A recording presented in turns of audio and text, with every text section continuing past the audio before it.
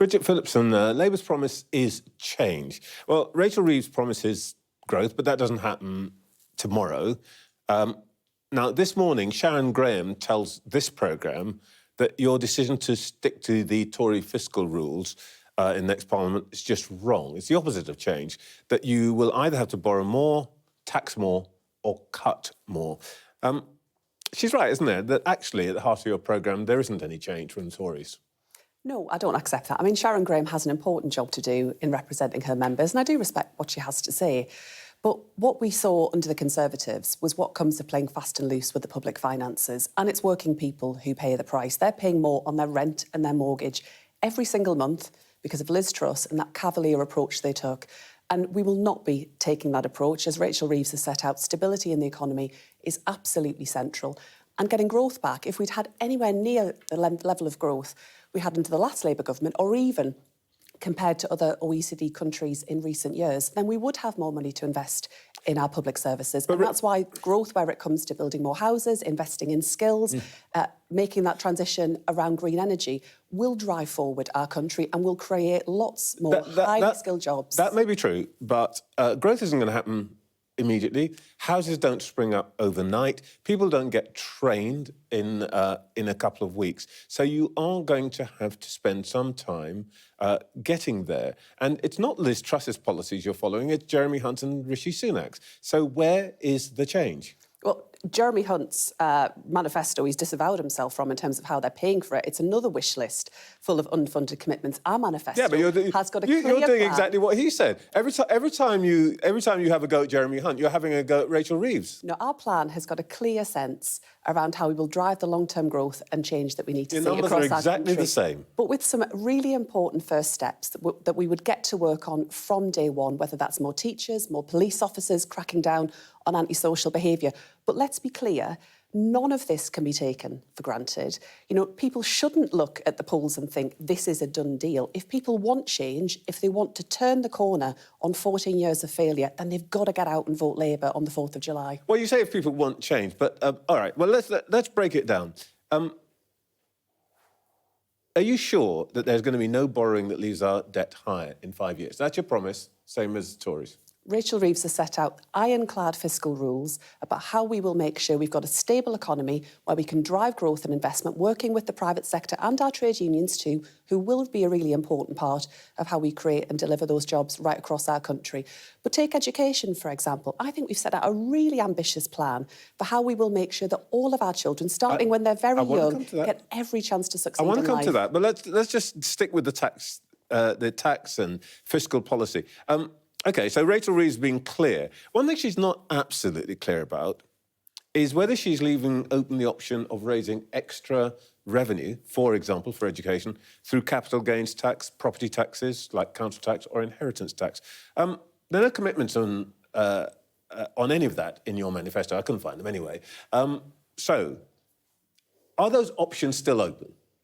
Rachel Reeves is not interested in tax hikes. What we're focused on is growth. Are those options still open? Our manifesto makes absolutely clear that there will be no increases in national insurance, VAT or income tax. It's under the Conservatives that we see tax levels at a 70-year high, and working people are paying ever more and getting ever less in return. Everything in our manifesto is fully funded and fully costed, so we do not need to consider such measures in order to deliver on the plan that we have set out. Well, you say you don't need it, but your wise old bird, Neil Kinnock, your former leader, says you need to give yourself some wiggle room, so it's quite a good idea to leave open the options of capital gains tax, property taxes and council tax and all of that.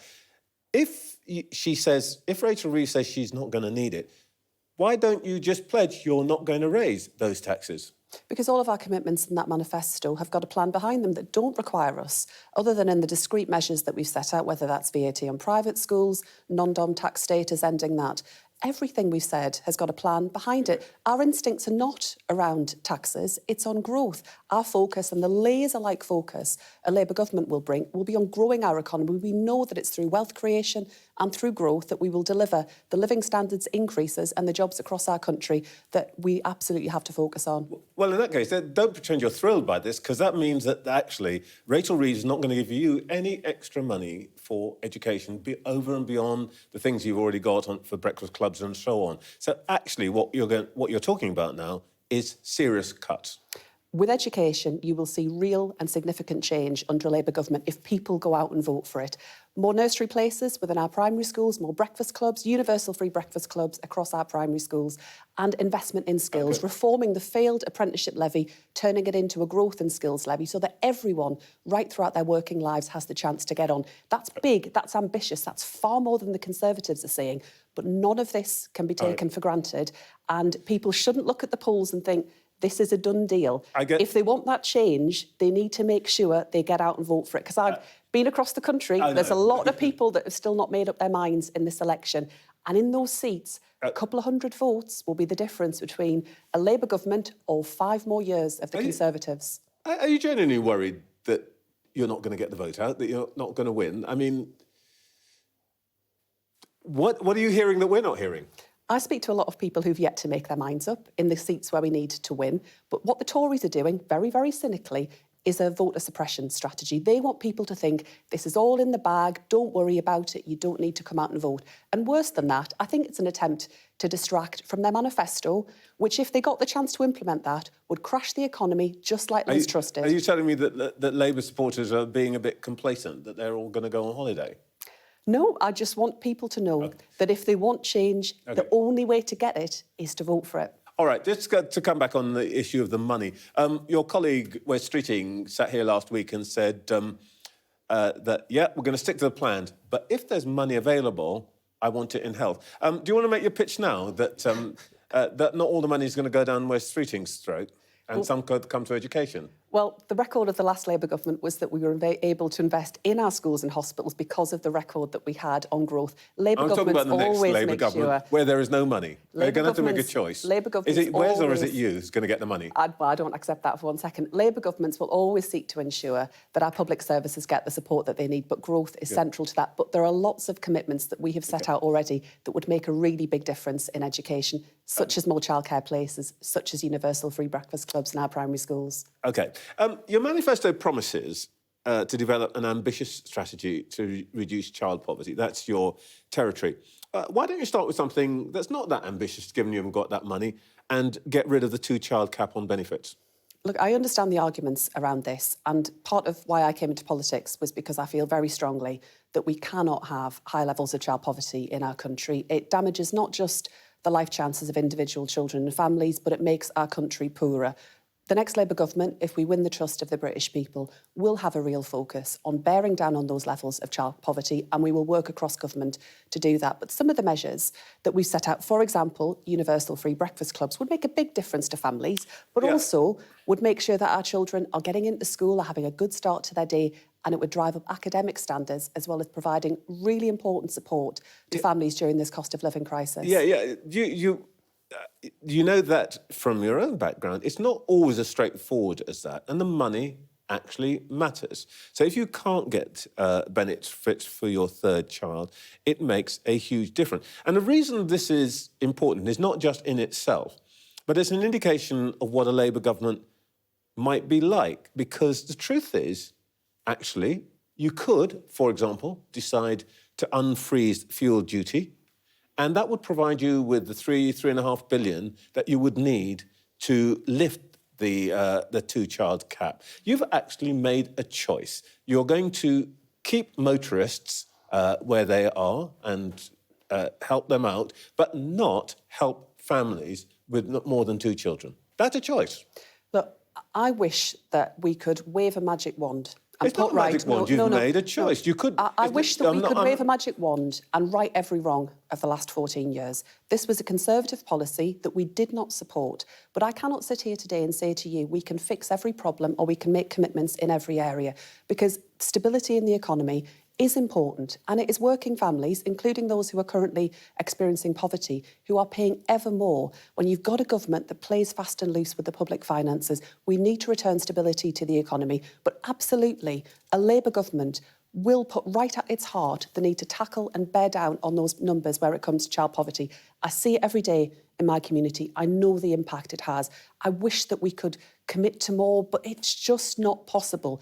And we have to be upfront with the British people about the tough choices that we will face after 14 years of failure. Well, you say you have to be upfront with the British public. I mean, this is, in some ways, part of the Labour problem, that people say that they're not absolutely sure what they might be getting if Labour comes into government. On a separate front, for example, J.K. Rowling says that Labour remains dismissive and often offensive towards women fighting to retain their rights. And it's not entirely clear where Labour is on this. So let me just ask you a very specific question. Under Labour, will a biological woman know for sure that if she is in a women's prison or in a women's refuge or in a changing room, that she will not have to share any of those spaces with a person who is not biologically a woman? Yes, because the Equality Act allows for that. But what we have also said... it allows for it. I'll just... Yeah. We will also make sure that there is strengthened guidance that sets out the position so that service providers can have absolute confidence in the delivery of services. I do believe in the importance of single-sex provision, but I also believe that trans people have the right to appropriate care as well. I don't think it is about one or the other.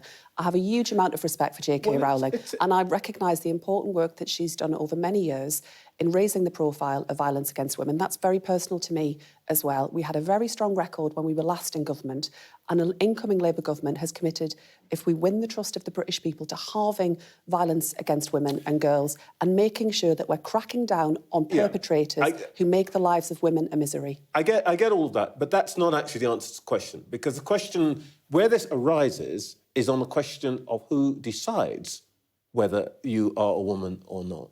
And that's why we will set out statutory guidance to make that absolutely clear. What are you going to say? Are you going to say that somebody can decide and has the right to be treated as a woman if he decides that that's what he wants to be treated as, which is the self-ID point?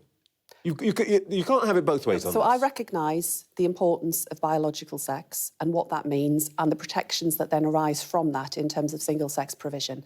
But there are some people who make that transition to be in a different gender to the sex in which they were born. This is absolutely not the point. I can tell you absolutely that I think it is important that, for example, sexual violence services retain the right to deliver single-sex provision. I genuinely don't think I could be any clearer on that point. You could be. You could be. You could say very clearly that somebody cannot identify as a woman simply on their own say-so, and they must have... That is our position set out in the manifesto. That is our position. Certificate. That is our position set out in the manifesto. We do want to make sure that trans people get the support that they need and that we move to a process that recognises, has a bit more humanity within it. But what I find frustrating about the way in which this is approached is that we have to do it from a position of recognising people's rights, absolutely, but not to make this a toxic culture wars discussion. This has to be about the dignity and rights of all people, including women who have a right to single-sex provision in hospitals, in women's refuges. But alongside that, let's not make trans people a political football like the Conservatives have done in recent years. This should not be about headline grabbing. It's about making sure we have the right policy response. Bridget Phillipson, thank you for your time this morning. Thank you.